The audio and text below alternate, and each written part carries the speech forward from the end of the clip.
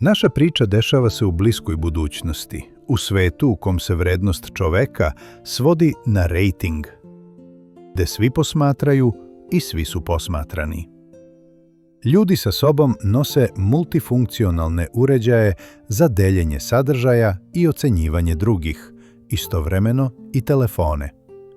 Pomoću njih i sočiva možete projektovati ekrane ili holograme ispred očiju kao i nečiji rejting. Društvo funkcioniše po pravilima savršenog privida. Rejting određuje gde živiš, kom društvu pripadaš i koliko si prihvatljiv.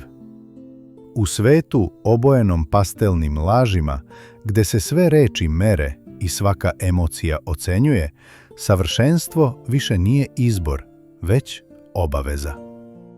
Ipak, čini se da veći društveni rejting ne znači biti srećniji, već samo dublje prilagođen mehanizmu laži. Iza pastelne fasade krije se sistem u kome jedan pogrešan korak može izazvati strmoglavi pad.